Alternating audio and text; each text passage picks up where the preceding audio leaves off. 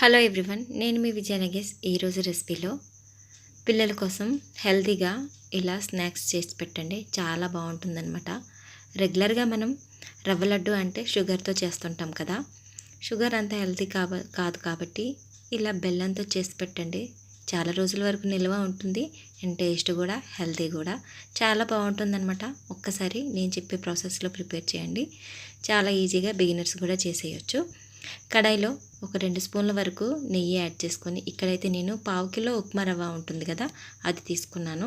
కొలతకి 250 గ్రాములు అనమాట. సో దీన్ని లో టు మీడియం ఫ్లేమ్లోనే దోరగా వేయించుకోవాలన్నమాట. ఇక్కడ ఒక 1/2 కప్పు ఎండు కొబ్బరి కానీ పచ్చి కొబ్బరి కానీ తీసుకోండి. నేనైతే ఇక్కడ ఎండు కొబ్బరి తీసుకున్నాను. అది కూడా యాడ్ చేసేసుకొని మంచిగా ఫ్రై చేసుకోవాలన్నమాట. మనకి మంచి అరోమా వస్తుంది. అండ్ ఈ ఉప్మా రవ్వ కూడా బ్రౌన్ కలర్ వచ్చేంత వరకు అలాగే లో ఫ్లేమ్లోనే ఉంచుకొని ఫ్రై చేసుకోవాలన్నమాట. ఆ తర్వాత ఫ్లేవర్ కోసం ఇక్కడైతే నేను ఇలాచీ యాడ్ చేశాను. ఇలాచీ కూడా యాడ్ చేసేసుకొని మనకి కొంచెం టైం పట్టినా కానీ మనకి రవ్వ అనేది బ్రౌన్ కలర్ వచ్చేంత వరకు ఫ్రై చేసేసుకొని పక్కన పెట్టేసుకోండి.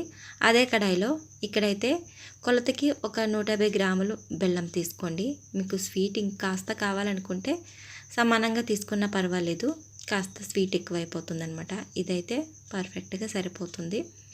సో ఇది పాకమేం అవసరం లేదు, మనకి మెల్ట్ అయిపోయి ఇలాగా ఈ కన్సిస్టెన్సీలో ఉన్నప్పుడు ఫ్రై చేసుకున్నాం కదా ఉప్మా రవ్వను కూడా యాడ్ చేసేసుకొని ఇదంతా బాగా పట్టేంత వరకు కలుపుకోవాలన్నమాట.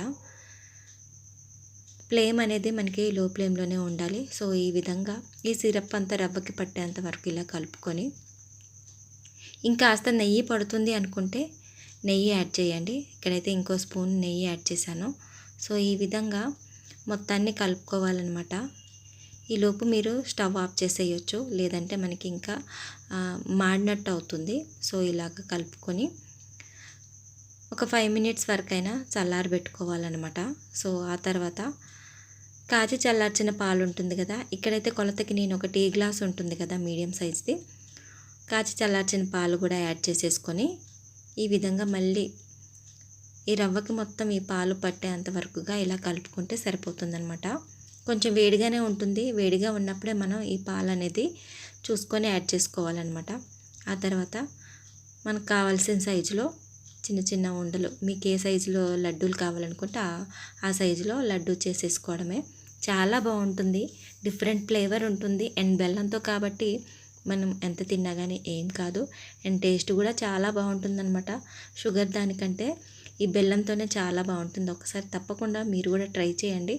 ఎలా వచ్చింది ఏంటనేది నాకు తప్పకుండా కామెంట్ రూపంలో తెలియచేయడం మాత్రం మర్చిపోవద్దు. ఫస్ట్ టైం కనుక మన ఛానల్ని చూస్తే ప్లీజ్ సబ్స్క్రైబ్ మై ఛానల్. ఇలాంటి వీడియోస్ కోసం మన ఛానల్ని తప్పకుండా సబ్స్క్రైబ్ చేసుకోండి. ఆ తర్వాత మీ ఇష్టం, బాదం కానీ కాజు కానీ ఇలా గార్నిషింగ్ చేసేసుకొని మనం స్టోర్ చేసేసుకోవచ్చు. 2 వీక్స్ వరకు కూడా ఫ్రెష్గా ఉంటుంది. చాలా బాగుంటుందన్నమాట. తప్పకుండా మీరు మస్ట్గా ట్రై చేయాల్సిన రెసిపీ. అండ్ పిల్లలు అయితే చాలా ఇష్టంగా తింటారు. మా పిల్లలకి ఎస్పెషల్గా రవ్వ లడ్డు అంటే చాలా ఇష్టం అనమాట. అది షుగర్తో కానీ బెల్లంతో కానీ. ఎలా వచ్చింది ఏంటనేది తప్పకుండా షేర్ చేయడం మర్చిపోకండి. Thank you for watching.